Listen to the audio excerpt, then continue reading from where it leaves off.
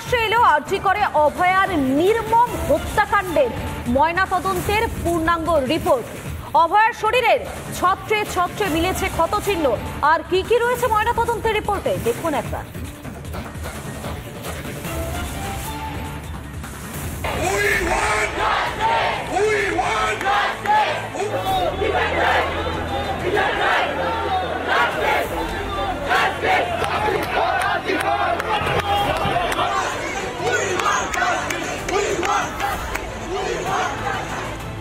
আরজি করে অভয়াকে ধর্ষণ করে খুন, ঘটনায় তোলপাড় গোটা দেশ, দিকে দিকে জ্বলছে প্রতিবাদের আগুন।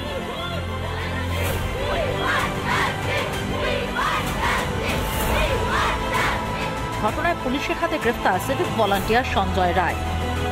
মামলা গিয়েছে সিবিআই এর হাতে। যদিও ঘটনার 10 দিন পরও প্রশ্ন একটাই, কিভাবে খুন করা হলো অভয়াকে?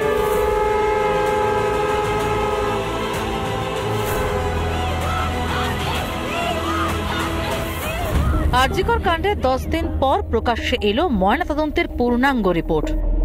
রিপোর্টে স্পষ্ট শ্বাসরোধ করে খুন করা হয় অভয়াকে। রিপোর্ট অনুযায়ী খুনের আগে অভয়ার উপর অত্যাচারের ছবি স্পষ্ট। করা হয়েছিল যৌন হেনস্থাও। যৌনাঙ্গে মিলেছে অত্যাচারের প্রমাণ।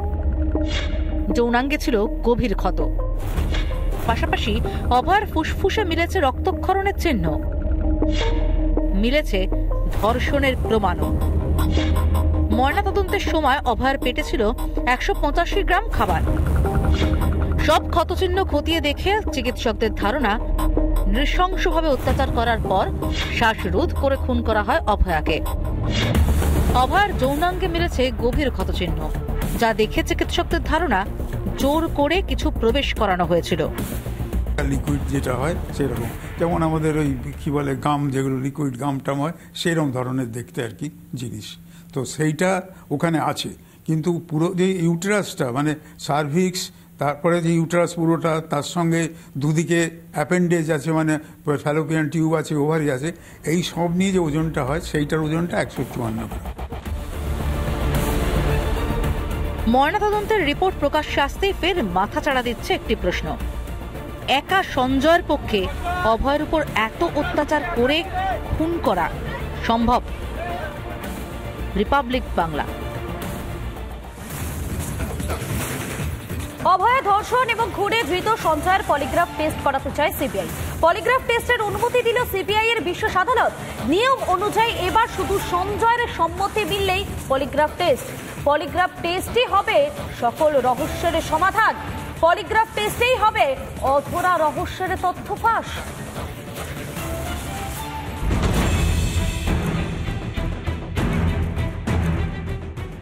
9 আগস্টের রাতে ঠিক কি হয়েছিল? অভয়ার ধর্ষণ ও খুন কাণ্ডে কারা ছিল আসল অপরাধী? অভিযুক্ত সঞ্জয় কি আদৌ এই অপরাধের অংশীদার ছিলেন? সম্ভবত এই প্রশ্নের উত্তর মিলতে পারে পলিগ্রাফ টেস্টে। তাই রহস্য উদ্ঘাটনে পলিগ্রাফ টেস্টের দ্বারস্থ সিবিআই।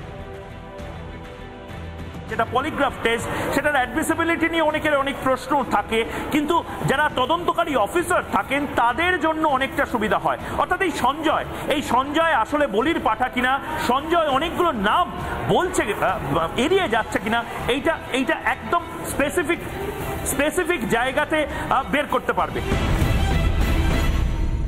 কি এই পলিগ্রাফ টেস্ট? কিভাবে হয় এই পরীক্ষা? হেফাজতে ধৃতের থেকে সত্য বের করতে করা হয় পলিগ্রাফ টেস্ট। পলিগ্রাফ টেস্টে কি কি মাপা হয়? হৃদস্পন্দন, রক্তচাপ, শরীরে তাপমাত্রা, শ্বাস প্রশ্বাসের হার। কিভাবে ধৃতের সত্য মিথ্যা যাচাই করা হয়? উদ্বেগ, আতঙ্ক, অন্যান্য শারীরিক প্রতিক্রিয়া। কারা করেন পলিগ্রাফ টেস্ট? পুলিশ, ফরেনসিক বিশেষজ্ঞ, সাইকোলজিস্ট, তদন্তকারী সংস্থা। কিভাবে করা হয় পলিগ্রাফ টেস্ট? প্রশিক্ষিতরা পরীক্ষা নেয়। পরীক্ষার আগে বিভিন্ন বিষয় নিয়ে আলোচনা, প্রাসঙ্গিক অপ্রাসঙ্গিক বিষয়ে আলোচনা। আলোচনার সময় শরীরের প্রতিক্রিয়া রেকর্ড। 3-4 ঘন্টা ধরে চলে পরীক্ষা। মেশিন থেকে তথ্য সংগ্রহ। সম্ভবত মঙ্গলবার ম্যাজিস্ট্রেটের সামনে পেশ করা হতে পারে অভয়াকাণ্ডে অভিযুক্ত সঞ্জয়কে। পলিগ্রাফ পরীক্ষায় বেরিয়ে আসবে অভয়ার খুনের আসল সত্য।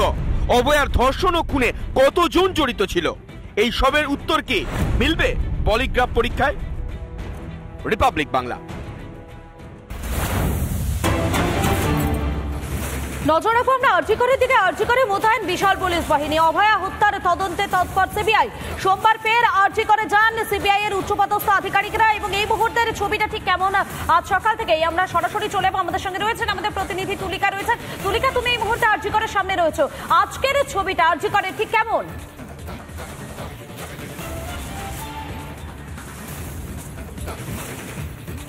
দেখো, নিরাপত্তার স্বার্থে কিন্তু ইতিমধ্যেই আরজিকর হাসপাতালের অন্দরে এবং আরজিকর হাসপাতালের যে গেটের বাইরে বিশাল পুলিশ বাহিনী মোতায়েন করা হয়েছে। সেই ছবিটা একটুখানি দেখানোর কথা বলবো। বিশ্বরূপকে তুমি দেখতে পাচ্ছ এই মুহূর্তে এমার্জেন্সি বিভাগের সামনে যেরকম একদিকে প্রচুর পুলিশ বাহিনী মোতায়েন করা রয়েছে এবং তার সঙ্গেই বাইরেও কিন্তু একেবারে গার্ডরেল দিয়ে ঘিরে দেওয়া হয়েছে। প্রচুর মহিলা পুলিশ ফোর্স এই মুহূর্তে রয়েছে এবং এর দায়িত্বে একজন করে আইপিএস পদমর্যাদার যে অফিসার রয়েছে তারা কিন্তু ইতিমধ্যেই রয়েছেন এখানে।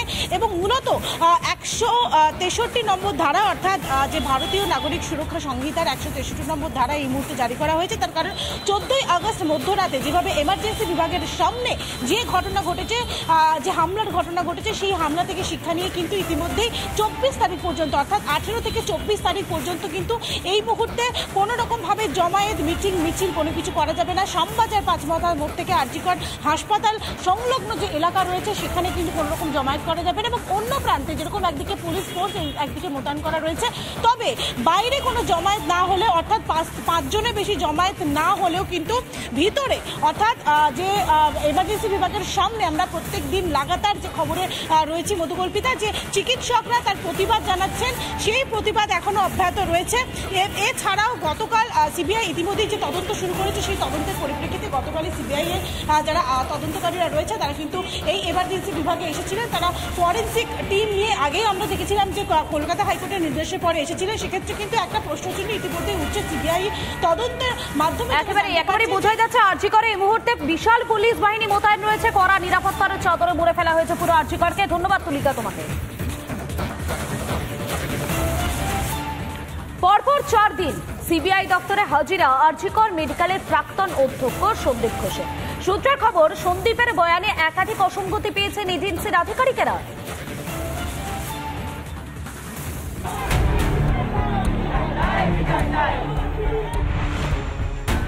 দুর্নীতির পাহাড় প্রমাণ অভিযোগ আরজিকরের প্রাক্তন অধ্যক্ষ সন্দীপ ঘোষের বিরুদ্ধে। তারপরও তাঁর টিকিও ধরতে পারেনি পুলিশ। জামাই আদরের দিন শেষ, সিবিআই তদন্তভার হাতে নিতেই সন্দীপ ঘোষকে চেপে ধরেছেন তদন্তকারীরা।